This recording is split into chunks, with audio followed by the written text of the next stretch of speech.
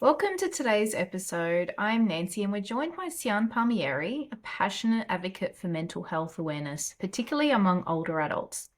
Sian shares her personal journey and the pivotal moments that have shaped her mission to challenge ageism in mental health. Together, we'll explore how societal perceptions can differ across age groups and why it's crucial to address these with a sense of urgency and empathy. Welcome, Sian, to the 50 Up Club. Hello. Thank you for having me. It's so good to have you here as a guest and also my friend. And you have such a special story to tell. And I think your story can help a lot of people. So thank you for being here. Why don't we start off with your story? So for those who don't know, can you share a little bit about who you are and what drew you to work in mental health for older adults? So I'm Sian, I'm 27, and I guess a really important part of who I am and my story is my family. So I'm from an Italian family. I have grown up with my nonna and nonno since, forever, from when I was born, even before I was born. We've always been super close. We've always had big family dinners every week at my nonna's house.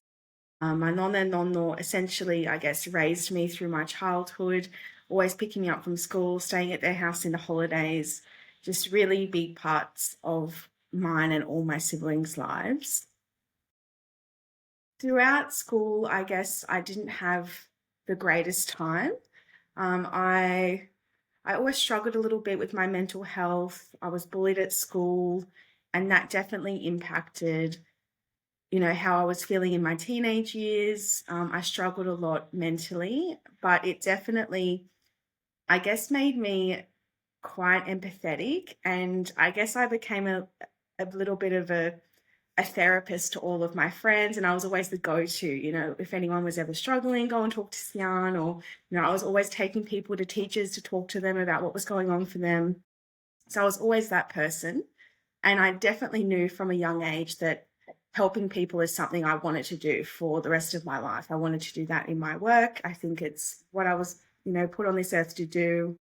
So when I, was going through year 12, etc., I guess my vision was that I would be a psychologist. I thought this is a great way that I could harness my lived experience, but also use it, in a professional way still to help others. So that was my goal. I went to uni, got through the first few years of my degree, and then in my final year of my degree, my beautiful nonno, he was 84, he died by suicide. He took his own life. And at that moment in time, it was January. I was on uni holidays. I was about to enter the final year of my degree, and I really just wanted to throw in the towel. I was not coping. I wanted to give up. There was no pressure on me. My family said, whatever you want to do, if you want to drop out, defer, whatever, that's okay. Part of me knew that it would make him so proud to finish uni. I would be the only, grandchild that's gone to uni, finished uni. So I thought, no, I definitely want to finish. And then I finished uni, and then I was just working in retail at the time while I was at uni. And then I came across this job at a safe haven. It was this new initiative that had been rolled out in New South Wales, and it was essentially a co-designed peer worker clinician model of care that was really looking at harnessing people with lived experience to utilize their experience to walk alongside others that are going through similar things. So I had no idea what any of that meant, but I thought this sounds really cool. And I've got a lived experience, my own lived experience, plus also being bereaved by suicide as well. So I went for this job at the Safe Haven. Absolutely loved it. It was and still is. I just regard it with such, high everything. It's just been so amazing. Whilst I was at the Safe Haven, I ended up getting another job in suicide prevention in aftercare, supporting people after a suicide attempt. And then as part of that job, I stumbled across this online training, suicide prevention for seniors training. And in my role in the aftercare role, supporting people after an attempt, I did actually have quite a lot of older clients. And I absolutely loved when I would see older clients kind of come through the referral list, because I would think straight away, I have such a soft spot, and I'd always put my hand up and think, I would love to take them on and have them as part of my, client list. And I saw this training and I thought, how good, I've done lots of training, but I've never done any training that even spoke about older adults and suicide. And throughout my psychology degree, I'd never heard anyone talk about older adults struggling with their mental health. It wasn't until my non-law died that I realized how much of an issue that it really is. And yeah, so I ended up seeing this training. I thought I've got to do it. And then I log into the training and it's this wonderful lady, Nancy, hosting the training. And I obviously, I don't know if I spoke to you or I might have emailed you or something afterwards. And I said, I'm so passionate in this niche area of suicide prevention. If you ever have any opportunities come up, please, think of me. And then I think maybe it was 6 months later or something, I get this random phone call. I just come home from work and I remember answering, and you'd said, you've done this training. I kept your details. We're looking for someone to run the workshops. And I got goosebumps. I thought, this is my non-law, making this happen for me, knowing that this is exactly where I need to be going in my life, and sharing his story, helping lots of other older adults that probably otherwise wouldn't feel comfortable talking about what might truly be going on for them. So that's, I guess, my story, my journey into, the role that I'm in now, how I met you, Nancy. And then since being in that role, it has 100% just propelled me into so many other amazing opportunities to share my non-law story and my family's story, and really just shine a huge light on this issue that is so underrepresented in every aspect, within society. Mm. Yeah. Yes, and it's so good to have you on the team. You did send me an email straight after the training, and you did say if you have any jobs, and I did file it away. So it was meant to be. But I guess the next question is, obviously, through your experience, you were drawn to this field and drawn to this job. What have you learnt since starting the job?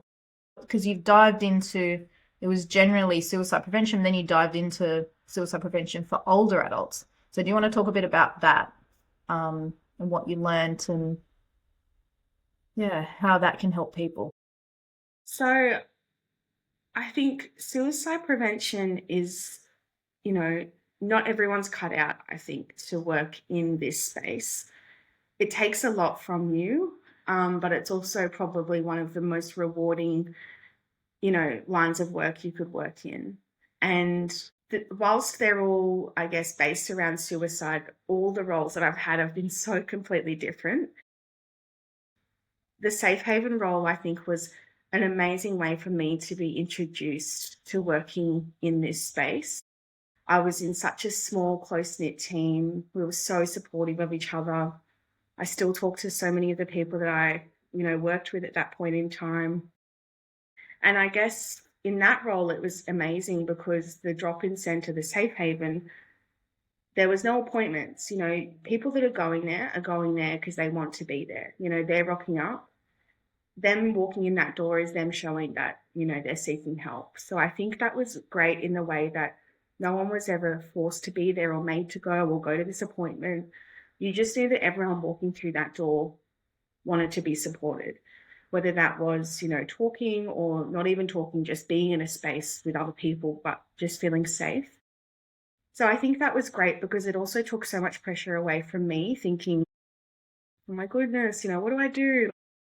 When really it's just being there with someone. There was no pressure. It was really just creating that safe space for people and then, supporting them to engage with other supports that they may have in the community. Then that was, kind of like my weekend job. And then during the week, obviously I got that role at the Way Back, which was in aftercare.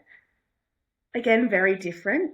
People have had an attempt and then they've returned home or returned to wherever they are. And then, you're really just supporting them to navigate their way back into everyday life. And a big part of that, again, was just catching up, listening. How are you going? What's going on for you? Are you going to your appointments? Do you need any help with anything? It's really just about walking alongside people whilst they get back into that routine, which can be so difficult, as you can imagine. Not to mention people that have maybe been in hospital and then their workplace is asking them, where are you? All those sort of difficult conversations that a lot of people wouldn't really understand. And that was a really great role in the sense that you could really see the change in people. So it was 3 months typically you'd be supporting someone. And from that first sort of time you're meeting them to, 12 weeks later, the difference you see is just, it gives me goosebumps even thinking about it because it does just, really reiterate that there is hope, and it's not the end of someone's journey. And often at 3-month mark, people are saying, oh my goodness, I can't believe where I was 3 months ago to where I am now. It's just, it's so, so incredible to see. And I think for me, that also really helped with my own journey, with my own mental health. And also, I guess, all of these roles played a huge part in how I was grieving my non-law as well. I think some would say maybe I threw myself into work as a way to maybe not think about grieving.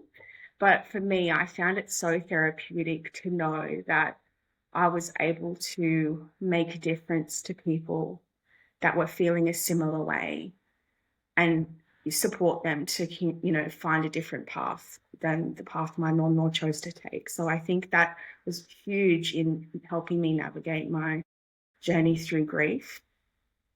And then from those roles to transitioning into a non-client facing role, this training role that I do now, I think that was a huge shift, but it also came at a really great point in time for me because I think I was definitely feeling a little burnt out, having 2 jobs, client facing, not getting a weekend off, it was pretty full on. And then going from that to then being in a training role where it's more focused around empowering other people to support people. I think that was such a perfect transition for me, not only in, ensuring I'm okay and not burnt out myself, but to really, I guess, feel that I'm making even more of an impact in that way. I'm not just supporting this one person, I'm training this one person who's then maybe going to go on to support 10, 20, 30 people. So I think it was just a really great transition into doing more meaningful work for me, I think, in the way that there's a bit of a legacy happening there. People are talking, people are, saying, oh my goodness, I've done this training. Did you know men over 85 have the highest rate of suicide in Australia? No, I didn't. And then that conversation just flowing on and flowing on.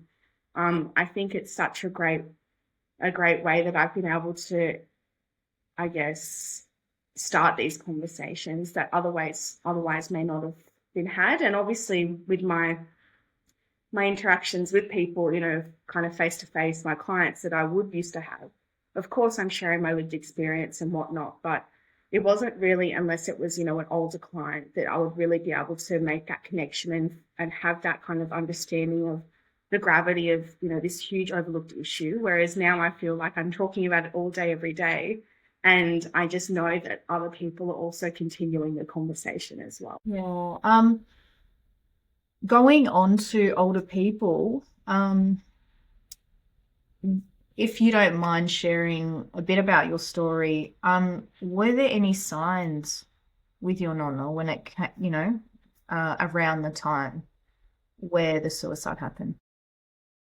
So I think looking back, we can all pick apart signs, and it's heartbreaking to think about, and I know we all probably, everyone that's lost someone to suicide, we all hold such, we all hold a little bit of guilt around missing signs. But I think it's important to talk about, especially in the context of older adults, because I think so much of what I'm about to share, I think so much of this does just get dismissed in older adults because it might be things that lots of people say, for example, things that lots of people do. I know my nonno, he he was always crying a lot, and we used to just think that that was his, sensitive nature. He was always very emotional, very sensitive, and will feel things really deeply. But I think now looking back, that probably could have been a bit of a warning sign, especially because it came more obvious in his later years. I think the talk of being a burden is something that often goes overlooked with older adults as well. With my nonno, he didn't really have that much going on. He had a few issues with his legs and things like that, not being able to walk far, etc. But it would often follow on with conversations around, I don't want you guys to have to look after me, that sort of thing. And I think often, yeah, we do hear a lot of older adults talk about that, saying, if I'm even here next year, if I'll still be here, those sort of things, which often are just kind of them accepting that they are aging. But I think if that's going hand in hand with feelings of them being a burden, being quite down in general, crying a lot, all those sort of things, I think talking about, being lonely, all of these sort of things just often get dismissed as how older people feel or act or things they do and say. But if a lot of those things are happening at the same time, I think it's really important that we stop normalizing those things. And, if we heard a younger person crying all the time or saying that they didn't want to burden anyone or that, they don't know if they're going to still be here. And, obviously the things would be a bit different. So I think it's about using any of those sort of things as a bit of a reason to check in with someone. Mm, yeah, definitely. And that brings us on to the topic of ageism, which we are very passionate about in our course. Did you want to talk a bit more about that?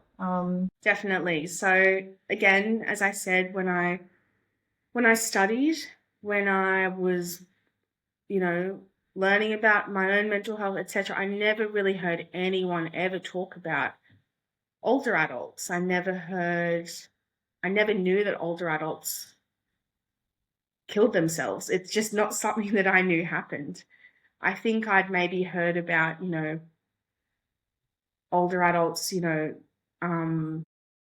getting dementia, those sort of kind of cognitive issues, but never something around depression leading to suicide. And it wasn't until it happened to me and my family that it opened this whole other world. And you can just see when it's happened, I've found all these other people that have similar situations, but I felt so alone in the way that they have maybe been told to grieve that person. For example, probably not our close, immediate family and friends, but probably more extended family, or maybe not family, maybe extended people that weren't super close. I guess saying things like, he's lived a good life, oh, he's had a pretty good innings, he was 84.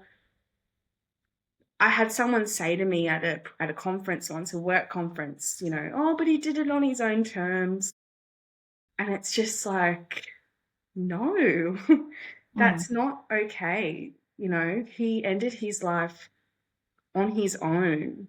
You know, in distress, in deep despair, in pain. You know, none of us knew about it. You know, he's been silently struggling for a really long time. It's not okay for it to be justified by his age. And I think that was probably the hardest thing I struggled with in terms of my own grief, is coming up against that sort of that sort of brick wall in people, I guess, trying to tell me that I shouldn't be grieving the same way I would if it was, you know, another person, sort of thing. And I think that definitely has, yeah, really, I guess, probably been the biggest kind of fire that's ignited in me, is when I hear people say comments like that. And then I think something else on top of that as well is that we had, I guess, slightly been made aware of maybe his mood being low, and we had tried to tell his doctor, and it was dismissed again. My non would brush it off and say, "No, I'm fine," and then that was it. Even though we were coming to his doctor with really serious concerns, or saying, you know, his friends are saying this, or, you know, can you just check in with him? He's not really saying anything to us, but, and it was always just kind of left on deaf ears, which is so disappointing, because if we think in the context of older adults as well, I think a lot of older adults really highly regard their doctor, especially if they've been to them for years and years and years. They typically take everything they say to them as gospel, you know, they would trust them with everything. So I think when it came to my non-law, hearing from his family maybe that we're worried, he might kind of brush it off a little. But I think if his doctor had made a bit more of a scene about, or not a scene, a bit more of a statement about how serious these, you know, these worries are, you know, and that it's not just part of aging. You know, just because you're old doesn't mean you have to feel that way. I think if those had been conversations, things could look a little different. Not to say that they would be, but I think it's just, it really had made me realize that so many health professionals as well also have these ageist attitudes when it comes to older adults being depressed and wanting to die. And I think it's definitely not something that is spoken about enough. And we obviously talk about it quite a lot in our workshop. And I think the most powerful thing that we do, even when I get feedback from people all the time, the most powerful thing we do is show those two images of the young person compared to the older person. And we say, you know, both of these people are depressed and they're both thinking about suicide. Would society think or react differently? And you can see, you know, the change in people. They can see, oh my goodness, like, you know, they have a bit of a self-reflection. I'd react differently. Why am I thinking the younger person, we need to wrap him with support, and, you know, he's got so much life ahead, but the older person, why am I justifying a little, or, you know, not seeing it with that same sense of urgency or seriousness? And I think that's such a huge pivotal moment for people in our workshops, to bring up that ageism piece, because we all are ageist, you know, no matter, I don't think any of us are not ageist in any aspect of life. I think we all carry a little bit of ageism, whether we realize it or not. Even in those good intention, sort of lines of ageism, where we've got an older person in our life and we're constantly just trying to do everything for them to make them, you know, to make them feel like they don't have to do everything, or to help them. That in itself is a bit of an ageist act, you know. So I think we all definitely are a little ageist.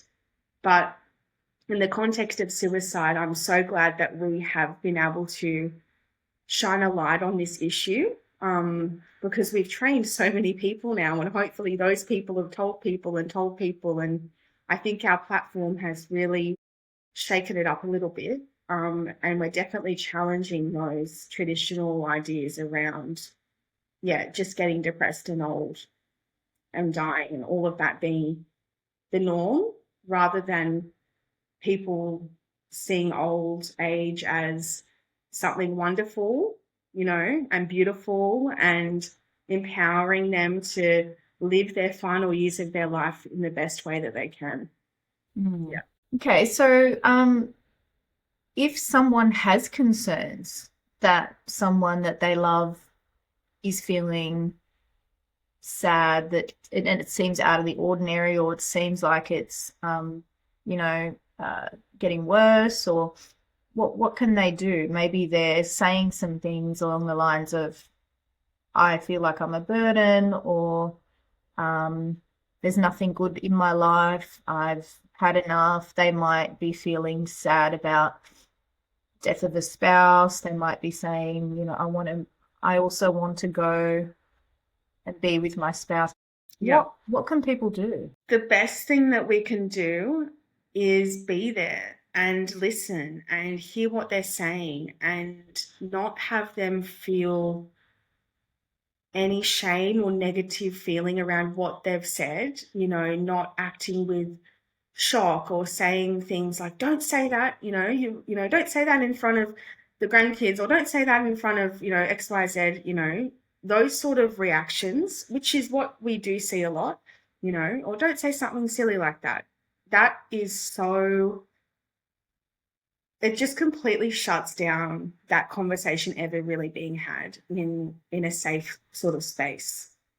So I think if we're hearing, these concerning things being said by anyone, um, if we're thinking in the context of family, for example, I think it's a little easier when it's not family related, because you can, if you're in a role and you're supporting someone, you can almost stand behind that duty of care sort of aspect of things to be able to escalate things. But when it's family or a loved one or a friend, it is a little different, because you obviously want to really respect the relationship that you have, but also you can't just not do anything as well. Even if that person, doesn't want to talk to anyone else, we still need to encourage them to be reaching out. So I think the best thing we can do initially in those moments is to just hold space for them, ask them more about what it is that they're feeling. You said this to me the other day. Are you feeling like this all of the time or only some of the time? When are you feeling like this? Is it when you're on your own? Is it when certain things are happening? I think really, I guess getting them to open up a little about these sort of feelings, not just hearing them and then moving on. I think it's really important to flesh them out a little bit and kind of get to the underlying root of, what is causing or bringing up those feelings. And then from there, we just need to keep checking in. We can't force someone to do anything, but we as humans, as people that have empathy, we can still continue to check in with them. And I think that's a personal responsibility when it comes to family that all of us really need to take on. And that can be really hard. I know I talk a lot to people about that dynamic between a younger person and an older person, for example, and not wanting to feel disrespectful if we are asking questions, or you know, not wanting to, disrespect that sort of dynamic of, someone being older and more wise, etc. But I think at the end of the day, we just need to take the age away from it and, see it for what it is, which is someone that is, if someone's openly saying these sort of comments, they're typically wanting someone to respond or someone to hear or someone to talk to them about it. If they didn't want anyone to, they probably would be, more likely to be keeping them to themselves. So I think if people are openly talking about these things, we need to encourage those conversations to open up more and continue to check in with them. Okay, that's really good advice. And do you want to talk a bit about some of the protective factors that we talk about in the course? And obviously, everyone should do our course. Yeah.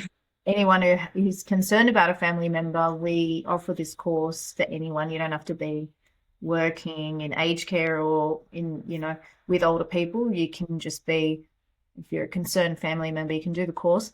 Um, what do we generally talk about? Do you want to expand on some of the things, some of the protective factors we talk about? I think with anyone, again, any age, connection is probably one of the biggest protective factors. Purpose is another one. And that's something we harp on about in our course, because I think for so many of us, we have so much purpose throughout our lives when it comes to family and work. But as people know, as we age, typically family are growing themselves and creating their own families and moving on with their lives a little bit. Or the flip side to that, family are passing away as well. You know, people are losing their siblings, their partners are passing away, all that sort of thing. And then the other thing is often work. So for a lot of people, they have spent so much of their life, you know, dedicated to their career, their work, what they've done. People use that as a huge part of their identity. You know, you ask someone what they do for work and they say, I am a nurse, I am an engineer, you know, etc. It's a huge part of who they are. So when that, again, is suddenly not around, whether someone has chosen to retire or maybe they've had to medically retire and they haven't actually wanted to stop working, that can be such a risky time for people. You know, going from doing something all day, every day. Again, this could be a bit stereotypical as well, but for a lot of men, you know, women typically are quite well connected in the sense that they often have social connections outside of their work relationships. You know, they've typically got a few different circles of people that they'll tap into. But for a lot of men, often their social connections come from their work, you know. When they catch up with people, when they're connecting, it's from their job. It's from who they're going and seeing Monday to Friday when they're working. So I think not only is it losing that sense of purpose, the role itself, but also for a lot of men, the social connections that often come from those jobs and roles as well. And for a lot of women, again, it can be seen as stereotypical, but for a lot of women, I know they've spent so much of their time raising a family. You know, the kids are growing up, they're raising them, they're then having grandkids that they're raising. So much of their time is spent looking after everybody. And then suddenly that may all shift, you know, the role may reverse. Maybe they are now needing to be looked after by their child. You know, that shift in the dynamic can also be a huge challenge for a lot of people. So I think if we think about protective factors, as in what's keeping someone going, what are they waking up for, what's bringing them joy or purpose, I think connection is so important, and purpose. They're probably the two most, I'd say, important things. And with connection, that can be different to everybody.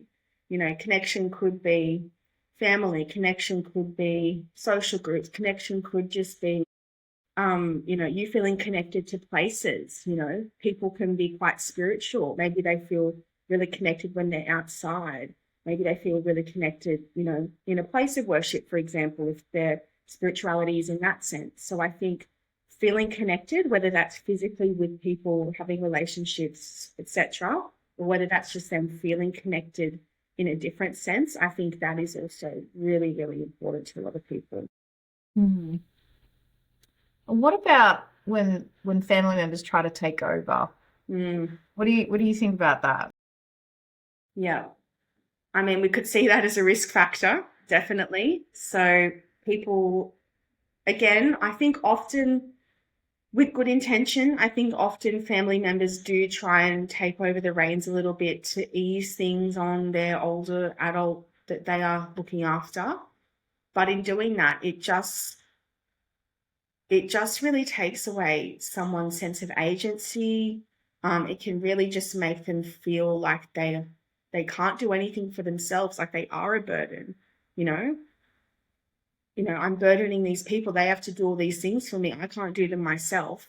When maybe they're not even being taught to be able to do these things for themselves in the first place. You know, I think obviously there comes a time where people maybe can't navigate a lot of things on their own, but I think rather than that being the first point of call, as in taking the reins from under someone, I think we need to get a lot better at walking alongside with them, showing them the ropes a little, seeing if they can navigate it themselves, and then going from there. I think the last thing we want to do is to assume someone's not capable or can't or doesn't have the ability to do these things, and doing it for them regardless. I think we need to prioritize walking alongside people, giving them the choice, and yeah, empowering them to try and keep doing things for themselves as much as possible, rather than just thinking the easiest option is I'll just do it myself. Yes, it might take a little longer, it might not get done the way we want it to, but we can always fix it up a little bit later on.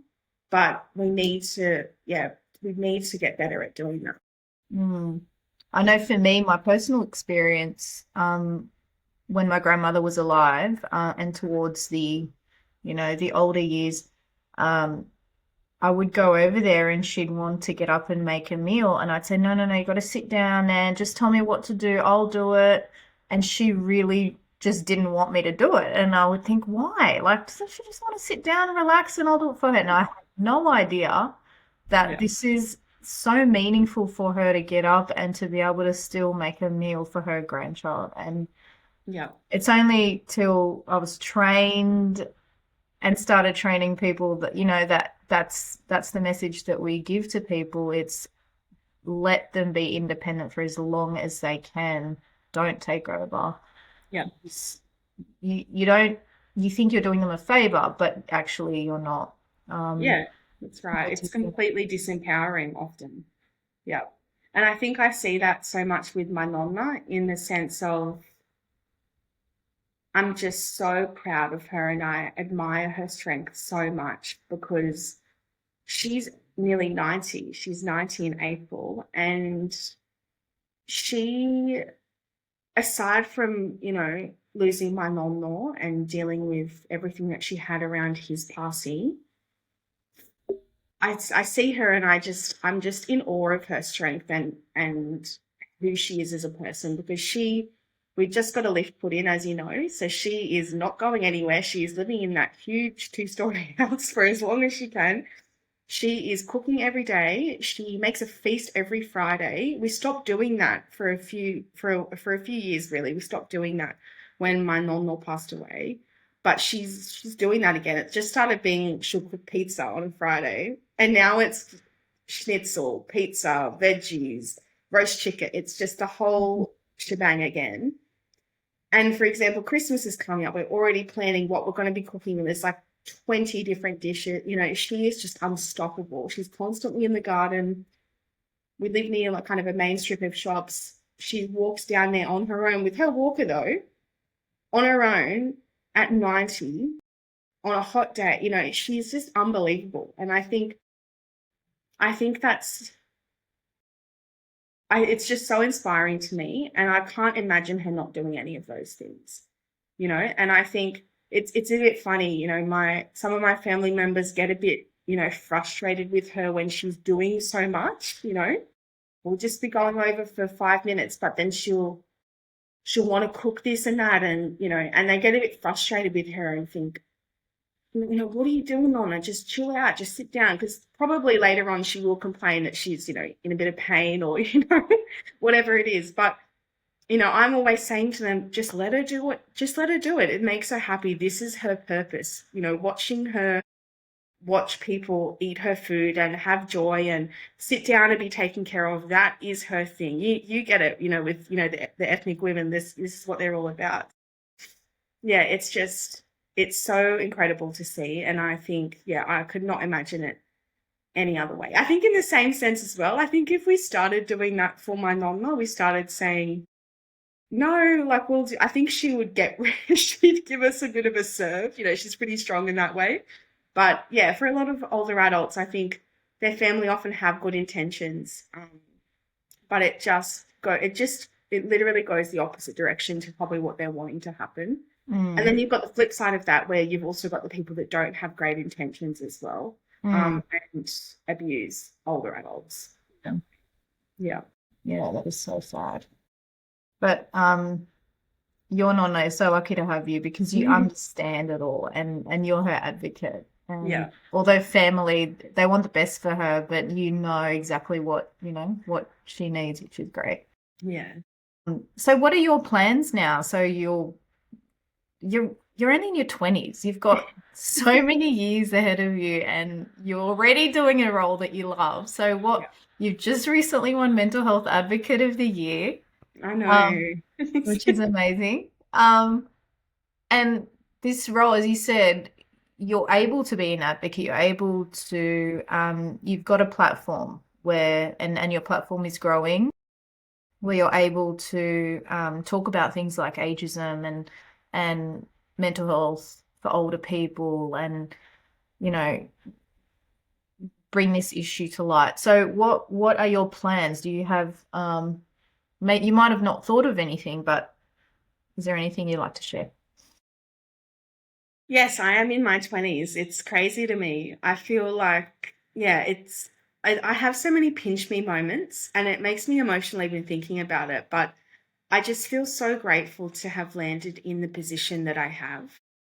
And that's not to say that I've not worked hard to get to this point. I definitely have. But I think all the opportunities that have presented themselves that I've then chased after, I think it's all exactly what I need to be doing. As I said, with the other roles that I had, they definitely kind of sprung me into this space and showed me everything that I needed to kind of wrap my head around, what goes on the ground, what goes on, people when they're acutely unwell, when they're in their height of their distress, how are we supporting people? I think they all really shaped, I guess, the foundations of what I needed to be then progressing a little further in the space.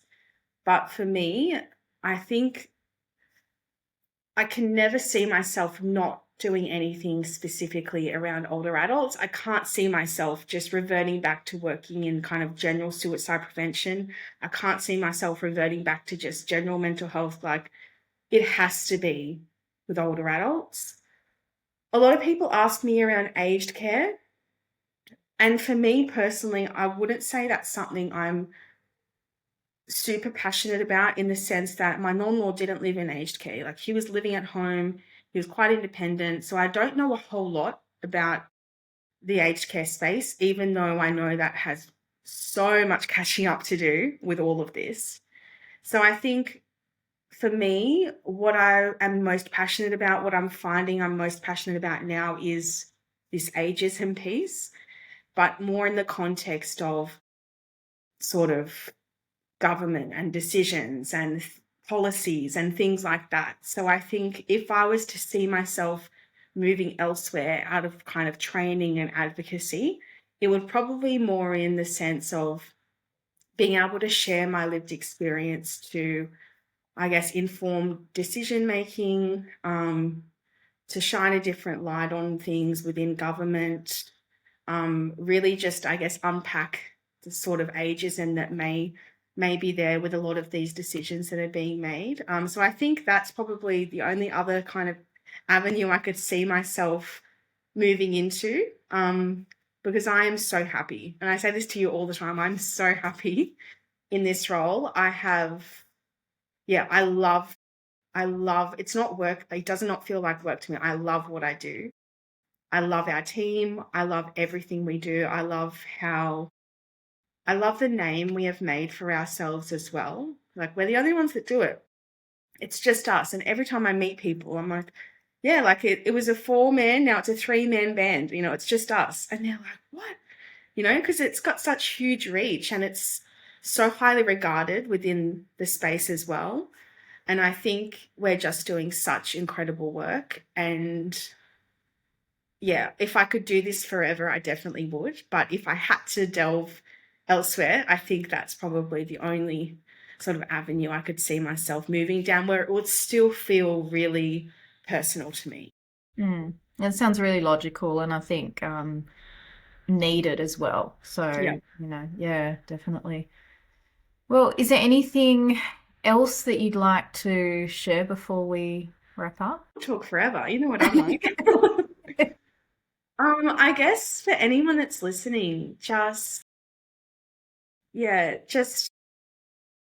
take a little step outside of, you know, your current world. And we're talking about older adults in the context of, probably your parents, your grandparents, people you might support. But we are all older adults. One day we are all going to be in this same position. And would we want to feel forgotten about? Would we want to feel invisible? Would we want to feel like we have no choice in our life? Would we want to feel that suicide is an okay outcome? No, we wouldn't. So I think it's so important, I guess, to just hold that mirror up a little, because I think we often get a bit, when we're talking to older adults, often people feel a bit removed unless they're really close with a grandparent or close with someone that's older. They might not really get it, but that's going to be us one day. And that's what I say to everyone that does our workshop. You're all probably doing this in a professional sense, but we all have older adults in our lives, and we're all going to be that older adult one day. So let's start changing things now, so that by the time it's our turn coming around, we are not going to feel like, suicide is a viable option for us. Mm. I always say older people, just because they're older doesn't mean they're different, doesn't mean that they don't want control over their lives. Older 100%. people are just people that are older. Yeah. It's just me, as I age, do I Yeah. want to lose control of my life? Do I Yeah. want people to not care about me or not pay attention if I'm feeling suicidal or depressed? No. So 100%. why do we Yeah. think older people are like a, different group of people? They're just people. So thank you so much, Sian. I love working with you. I love your story.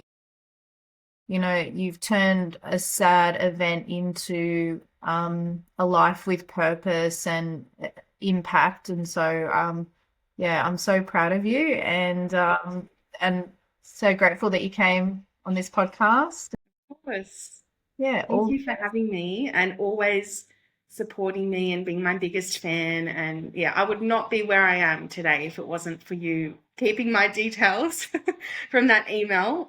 But yeah, you're just always in my corner, and yeah, I appreciate you so much. And I'm so happy for you to be doing this podcast. What an amazing name for a podcast. Even I'm obsessed with it, the 50 Up Club. I think it's so important, and I just wish you all the best with it. It's going to be amazing. Thank you. I just want to get what we do out to the public because Yeah. it's enclosed at the moment. Yeah. And yeah, I just wanted to also say you're the one that sent your resume to me. So I love that you go and get the things you want, right? Yeah. And I think that's such a strength that you have. So Thank thank you so much. Thank you. See you. See ya. Take care. Bye.